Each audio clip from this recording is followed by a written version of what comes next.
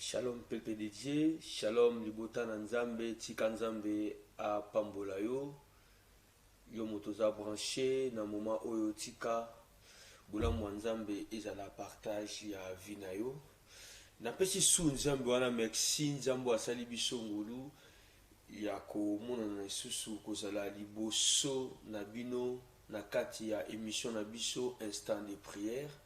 Tika nzambe wana lola apambola yo, tika nzambe wana lola azala na yo, yo moto ozangaka te kozala connecté na kati na programme oyo. Tozolobela mikolo na kati ya thème moko, je ne mourrai pas, nakokufa te. La mort ke o tozolobela ke je ne mourrai pas, tozolobela liwa o ezali souhait ya batu. Liwa oyo ezali ke bato babongiseli yo likambo moko, bato babongisi bavandi baselo complot ndenge nini tokoki koboma vie ya moto spirituellement, ndenge nini tokoki koboma vie ya moto physiquement. Yango wana na thème oyo nzambe apesi biso alobi na biso na thème oyo tozodévelopper, je ne mourrai pas. Mais nous connaissons que la mort c'est naturel. Liwa nde oyo nde tozoboya eza liwa oyo eza na maboko ya bato, liwa oyo eza souhait ya mitema na bato mpo na vie na yo ndeko na ngai. Tika nzambe azala na yo, yo moto oza branché koza connecté na kati ya moment oyo yo, que la main de l'Éternel ezala likolo na yo, que la puissance du très haut, la puissance du Seigneur Jésus-Christ etambola na yo. Loboko nzambe ezalaka mokuse te, tika loboko wana ekomelo bisika nyonso tu oyo ozali. Tozolobela likambo je ne mourrai pas nakokufa te. Nalingi ozala connecté ndeko na ngai. Kozangisa te kotinda sujet de prière na yo, je vais prier pour toi. Kozangisa te kobenga appel, kosala appel olobi problème ezotungisa yo, requête na yo, je vais prier pour toi et tu verras la main de Dieu et tu verras la main puissante de l'Éternel. Et osala makambu ya minene na kati ya vie na yo. Nazali en direct numéro yango wana 089 82 00815. Nde na numéro oyo ndeko na ngai soki obengi directement okoti na connexion ose connecté na émission oyo. Yo mpe ndeko uti kolamuka kaka sikoyo okuta na émission oyo. Yo mpe ndeko mpe pongi ezalaki te me okuta na émission oyo kozwango hasard te. C'est la grâce de Dieu. C'est que Dieu a besoin de faire quelque chose de bon dans ta vie. Dieu a besoin de faire makambo malamu na vie na yo. Zala connecté ndeko. Nzambe azana kati na biso. Na même numéro oyo soko komeninga na WhatsApp na vous répondre, appel na WhatsApp na vous répondre. Numéro zawana 089 82 00815. Tinda sujet de prière na yo, je vais prier pour toi et je vais lire en direct, je vais prier pour vous. Ah, que l'Éternel vous bénisse. Thème tozo développé, je ne mourrai pas na kokufa te. Tozui bongo mukanda ya Matthieu chapitre 8, na verset nango 23, je lis la parole du Seigneur. Il est écrit dans la Bible, il monta dans la barque et ses disciples le suivirent. Et voici, il s'éleva sur la mer une si grande tempête que la barque était couverte par les flots. Et lui, il dormait. Le disciple s'était approché, le réveilla et dit, Seigneur, sauve-nous. Nous périssons. Il leur dit, pourquoi avez-vous peur, Jean de peu de foi? Alors il s'éleva, menaçant le vent et la mer, et il y eut un grand calme. Ces hommes furent saisis d'étonnement. Quel est celui-ci, disant-il, à qui obéissent même le vent et la mer? C'est la parole du Seigneur. Ndeko a tozotanga lisolo ya Jésus avec ba disciples ba mati na barque. Et ba mati na barque mupepe ye tempête ye mbonge ye. Jésus bibelobi Jésus azalaki akolala. Ba disciples balamusie balobi soko une intervention te tozokufa. Pamba te mer etombokaki, mpe tempête etombokaki, mer etomboki posa kaka barque na bango edinda na mai. Oh balamusaki Jésus Ainsi Jésus, réveille-toi. Soki olamuki te tokokufa.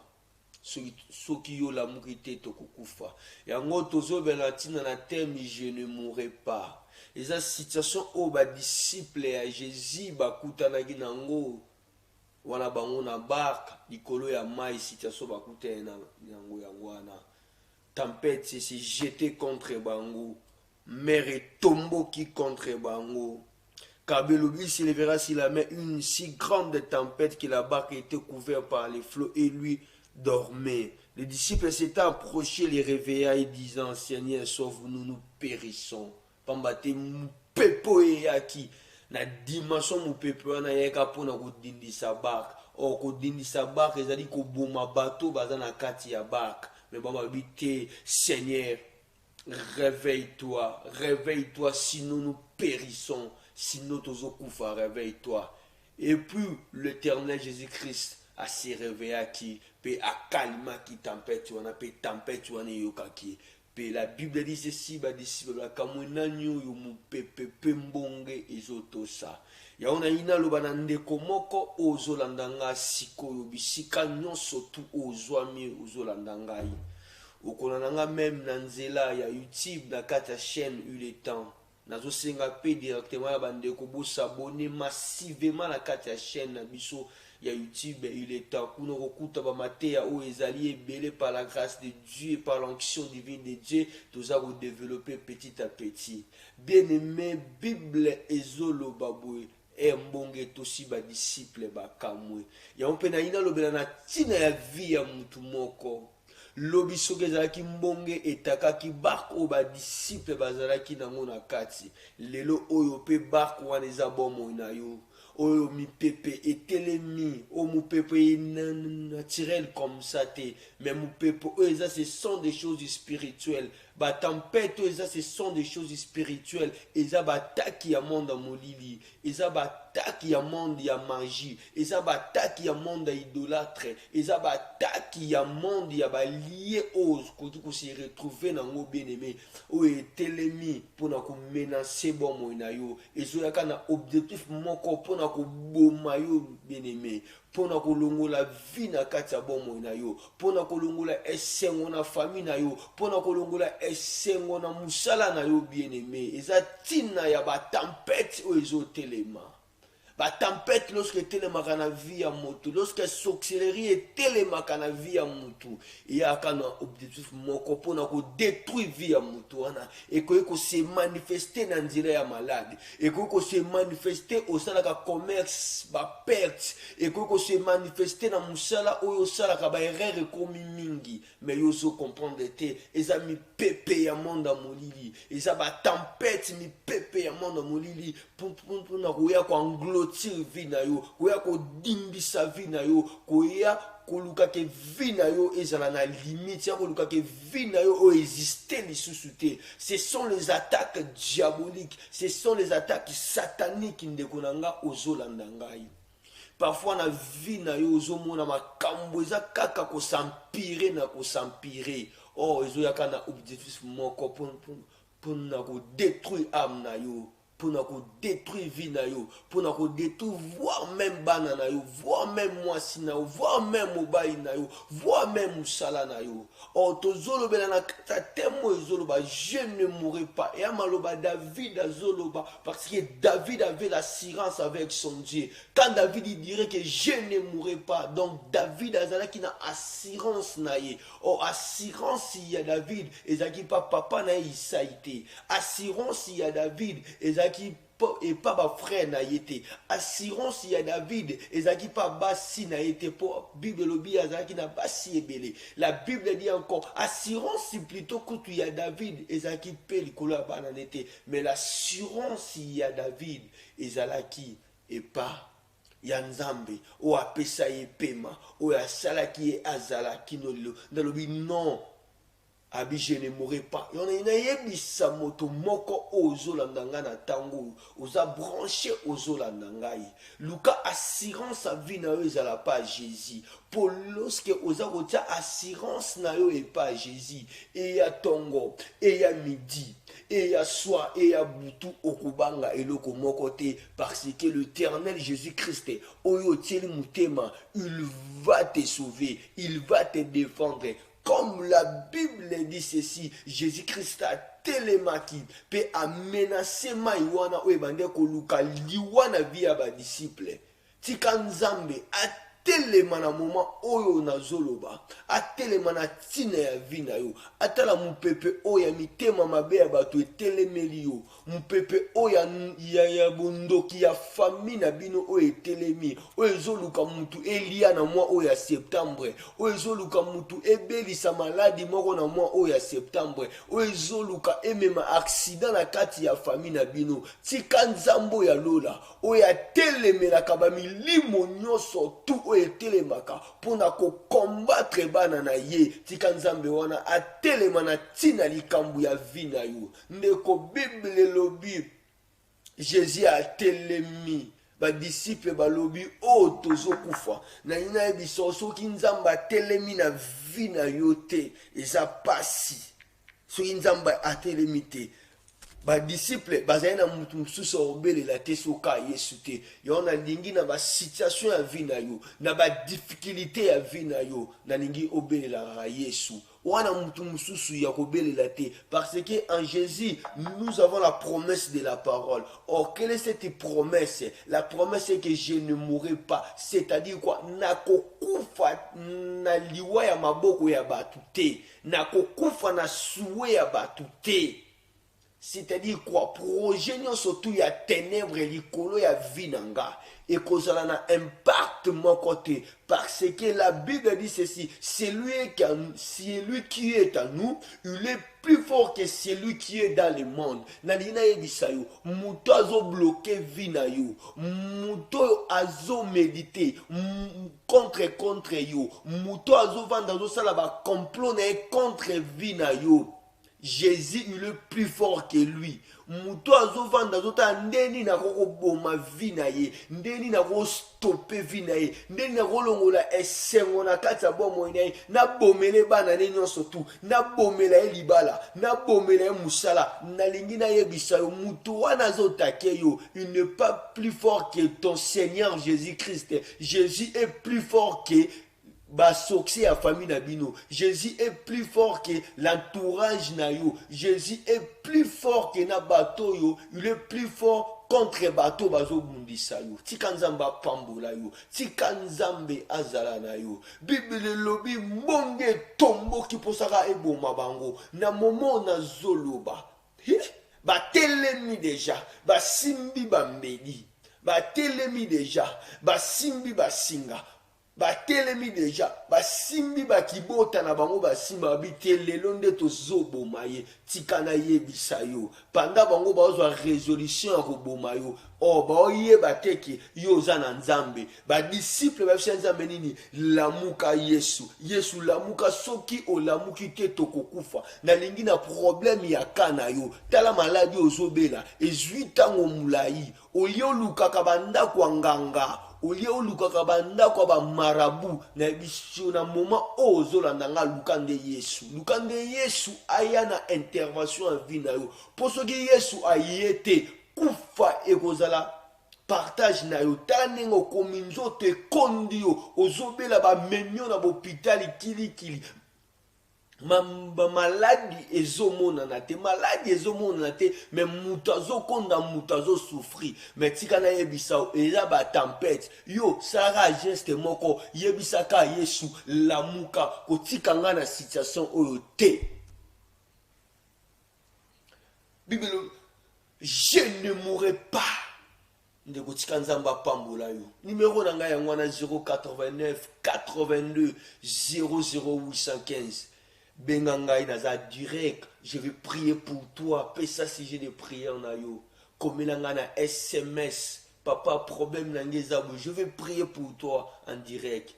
Que la main de l'Éternel o ekiti na moment et yende pona ko sala yo bolamu. Loboko esalaka bolamu na ba aveugle. Loboko esalaka bolamu na ba paralytique. Il est le même hier, aujourd'hui et éternellement. Lorsque ba belelié ba lobi, Jésus réveille-toi ba la moussié, la muka so koti likambo teza pasi. Nazolo bana yonde kozo landangai, yo pona situation ya vie na bino, na réalité na bino obobi kaka. Bovana na famille moko boye kufa solo ya kufa.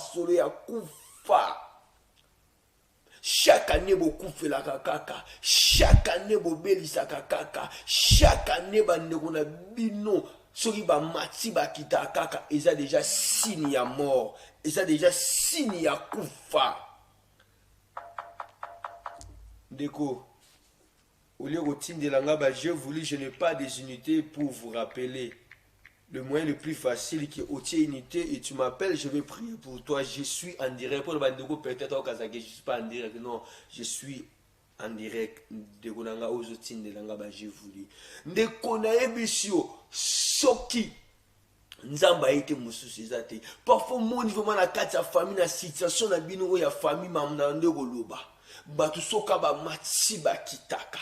Libala ezate, misala ezate, progrès ezate. Non ndeko, kukanga maboko te, telema luka Yesu, telema luka Nzambe, telema vraiment luka Nzambe. La moussaye, il est là, il est pas loin de toi. Jésus est là, Jésus est là, Jésus est là. Car la Bible dit ici, auprès du Père, nous avons un avocat auprès du Père, au intercédera pour la faveur na biso. Na lingi na yebiso ondeko, place intercession na yo et suki, et ça place intercession nzambe zako banda, parce que notre Seigneur Jésus-Christ, il est l'intercesseur par excellence. Bisika oyozo ko kusambela te, Jésus va prier pour toi, car la Bible dit ceci, il est le même hier, aujourd'hui et éternellement. Zamo ya pesa ba solution na ba vie ya bato. Kobanda na Genèse qui nous na Apocalypse, il est le même hier, aujourd'hui et éternellement. Apesa pe solution na famille na yo. Alongola molimo ya kufa oyo. Boza na niveau moko boye âge boko makate. Boza na niveau moko boye o ba limita bino o boko yiko lekate. Eza solo ya kufa. La mort peut être physique comme ça. Or la mort peut être aussi spirituellement comme ça. Na ndenge ni ya musala, na ndenge ni ya libala, na ndenge ni ya commerce na ozo sala. Yobi kaka ba perte, mais c'est la mort spirituelle. Lorsque mutu azo sala commerce, ils a pour avancer. Lorsque mutu azo sala musala, ils a pour amon encore ba ouverti. Mais bino ezaka wanate. Tala parfois na vie na yo, depuis au bala. Les maladies comme kili. Dépose la maladie yo. Solution ezoye banate.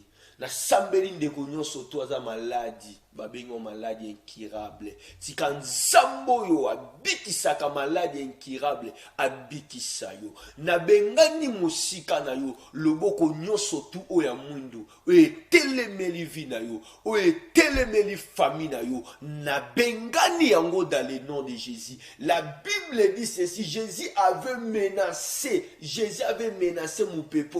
La Bible me révèle encore dans le livre des Psaumes que Jésus avait menacé la mer rouge afin que son peuple allèque. La Bible me révèle encore, Jésus avait menacé la maladie aux Israéliens dans Nzoto.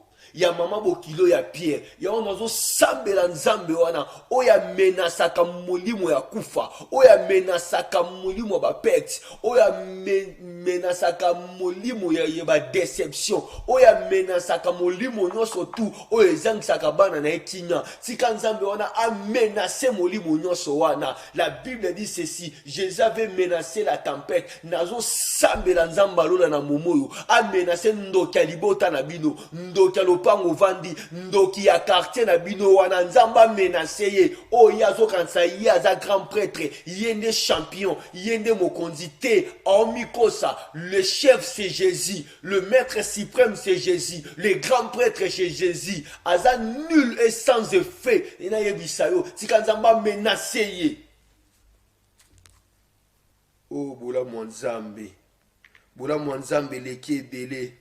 Na ne sengo tango na développera thème oyo. Et ça la ranga kitoko makasi. Je ne mourrai pas. Nakokufa te. Nakokufa te. Na ba projet na bango. Na ba bombisi na bango. Nakokufa te. Nakokufa liwa maboko ya mutu te. Nakokufa liwa maboko ya mutu te. Mais ma mort sera naturelle. Soki tango na ngai ekoki. Tala ndeko na bino wana kufaki parce que vous avez ki diba. Tala ndeko na bino wana akufaki parce que vous n'étiez pas sensible.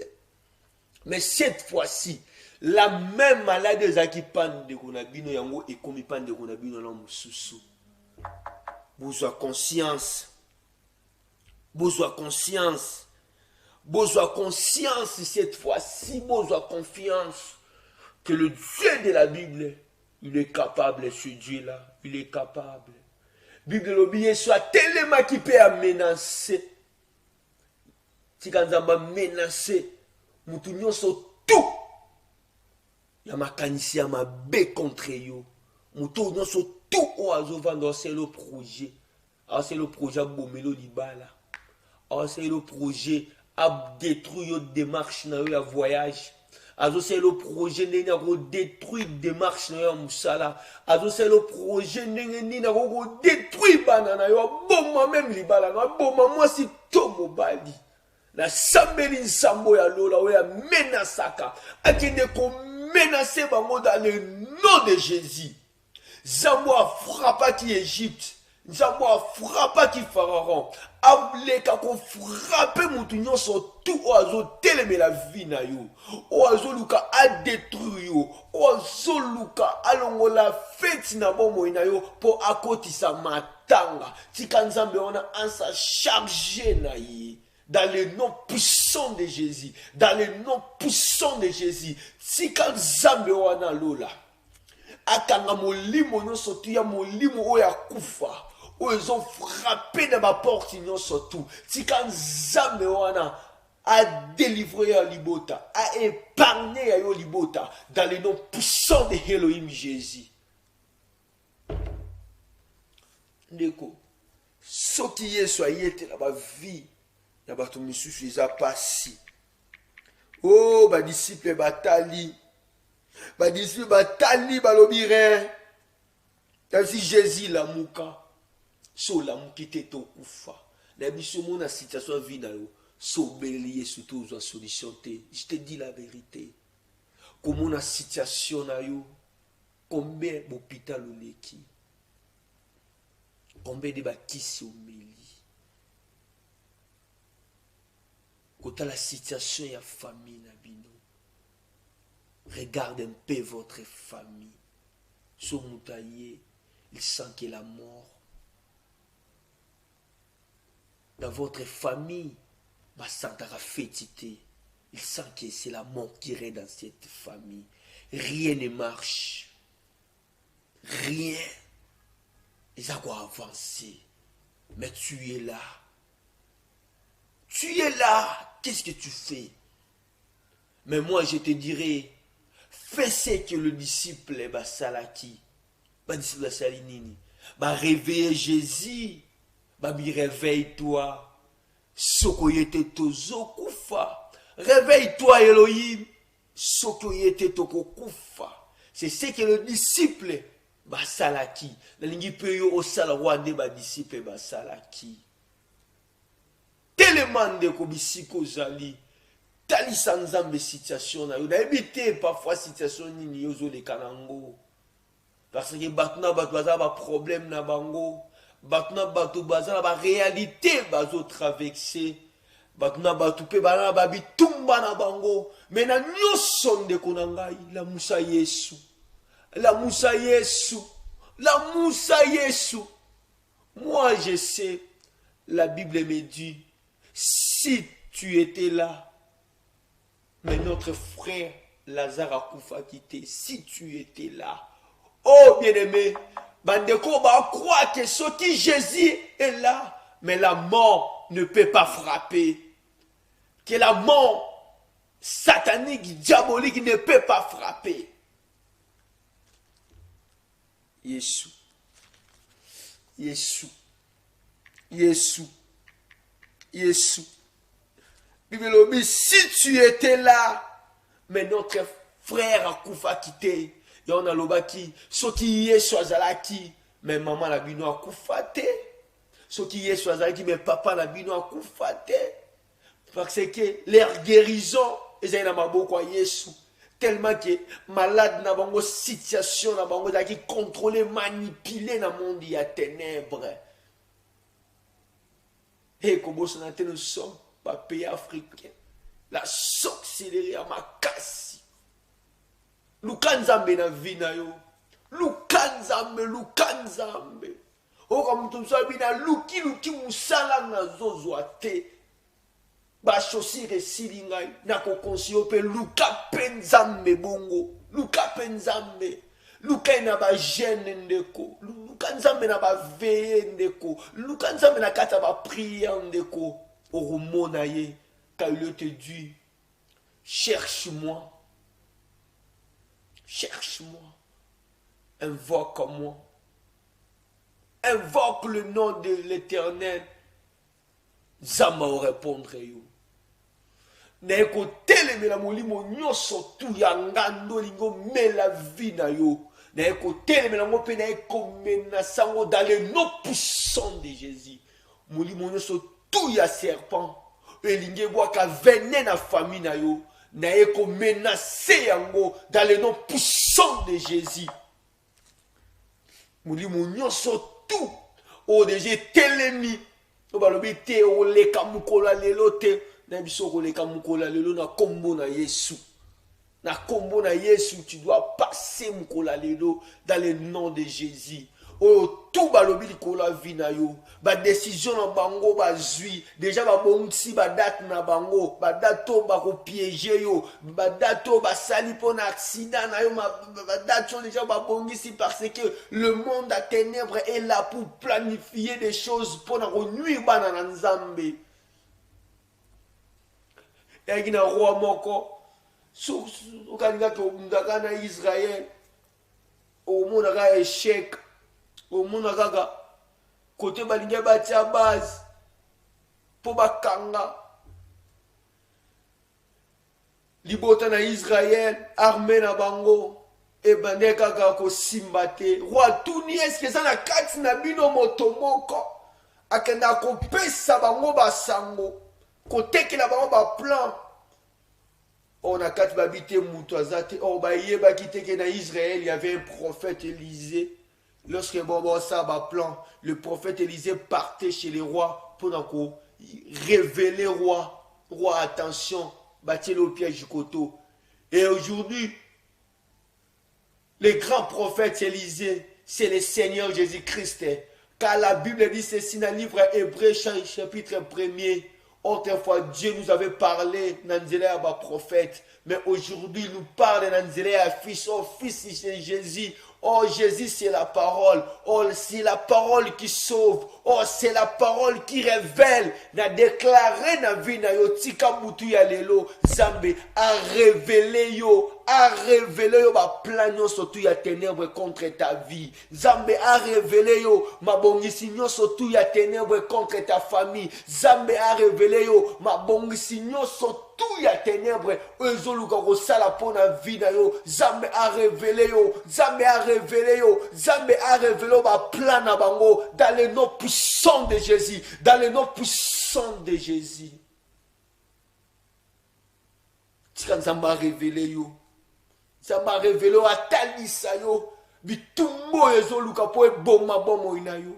Nzambe wana a révélé yo, a révélé yo, a révélé yo. A révélé yo a bombe la taille loko mon côté dans le nom puissant de Jésus. Jamais on a le a révélé place malade na yo outi, place d'échec na yo outi. Jamais on a révélé kaya ba ennemi na yo, kaya ba nguna na yo. Nzamba a révélé yo dans le nom puissant de Jésus. Na ko telemela molimo nyonso tout pour le kana ko telemela.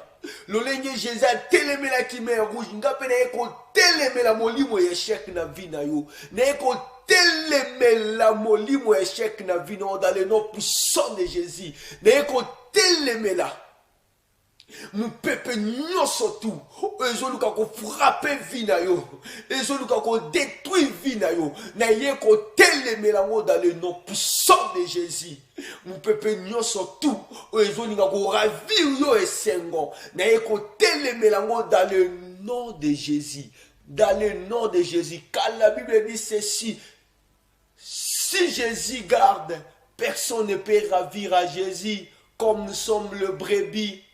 C'est lui le bon berger, notre bon berger.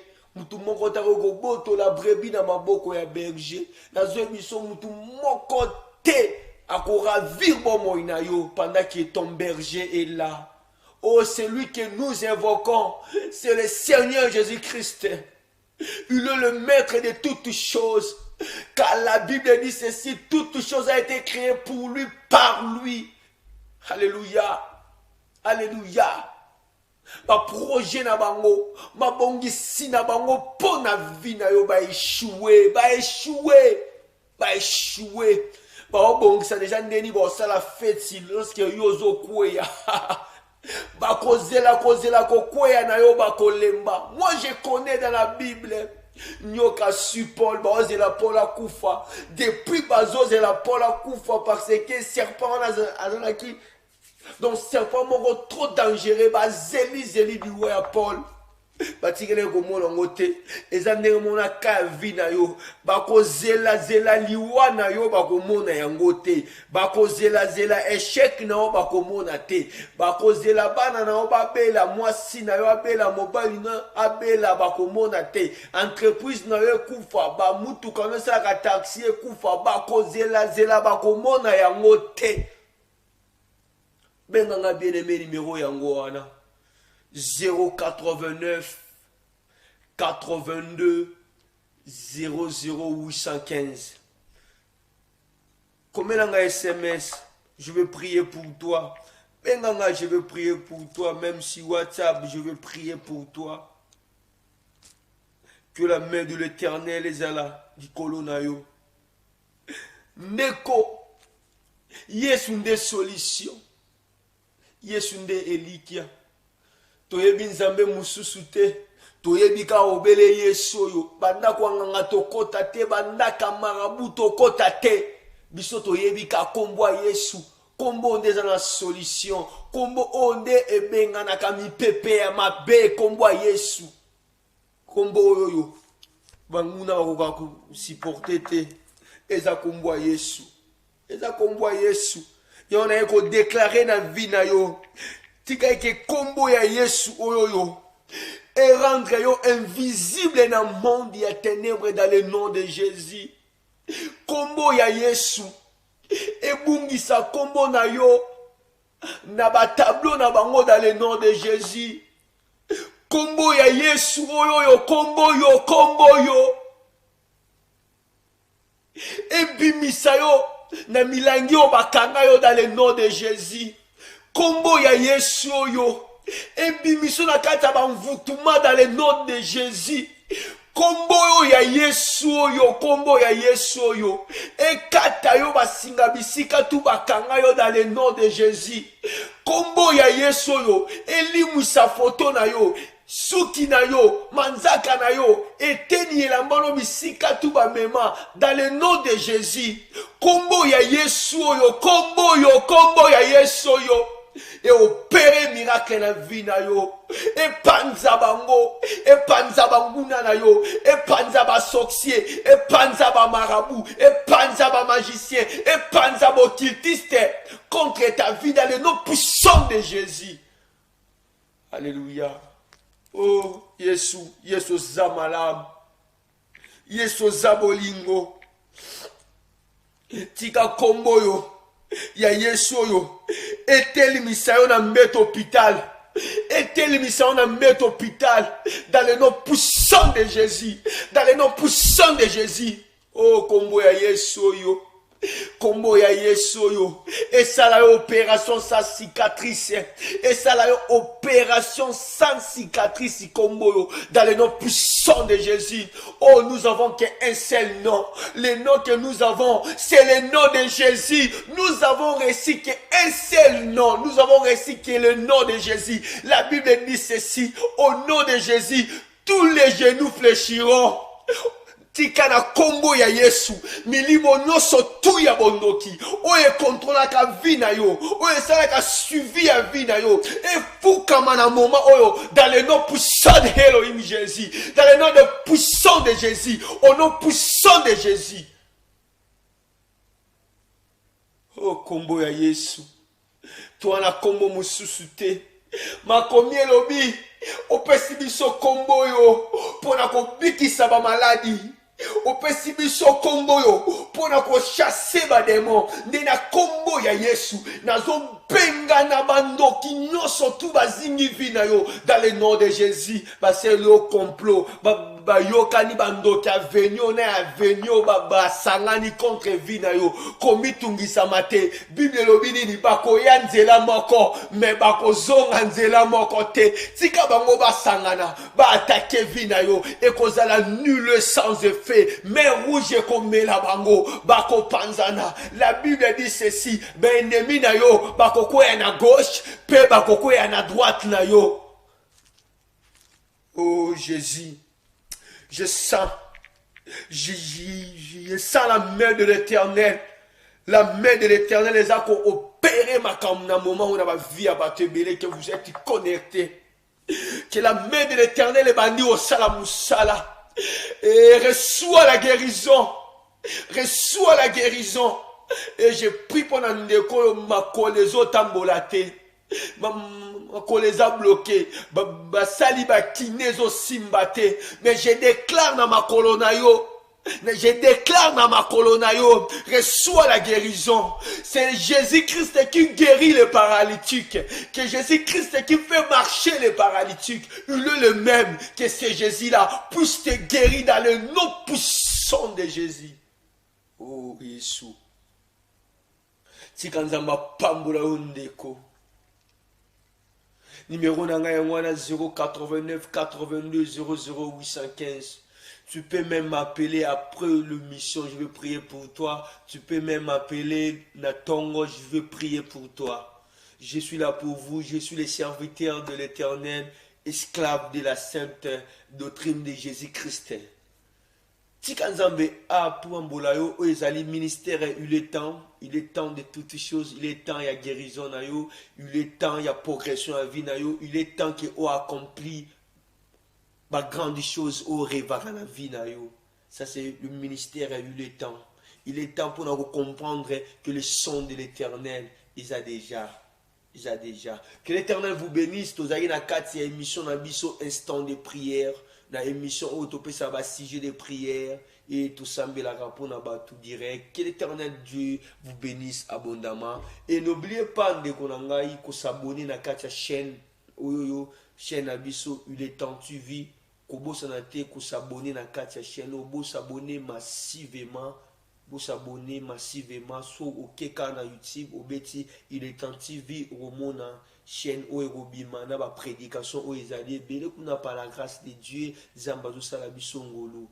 Que l'Éternel Dieu vous bénisse. Et je dis un grand merci à notre papa Agé Likonzi. Et je dis encore un grand merci à notre directeur des programmes héritiers. C'est là que l'Éternel a Pambolae. Et je dis encore un grand merci à mon père l'apôtre Jean-Papi Ngombe, que la main de l'Éternel Jésus-Christ est à l'Icolonae. Et je salue tout le monde de l'église, la maison du potier, frères et sœurs, maman, papa, que l'Éternel Dieu vous bénisse. Et je salue l'homme de Dieu, l'apôtre héritier Béa, que la main de l'Éternel te bénisse. Bandeko tozomi bon rendez-vous encore mokolo ya mercredi na moment na biso ka ya énergiste. Rendez-vous le mercredi prochain. Que l'Éternel Dieu vous bénisse. Moto nyonso tout aux qui connectés, reçois ta guérison, reçois de bonnes choses au nom puissant du Seigneur Jésus-Christ. Bye bye, à nous revoir.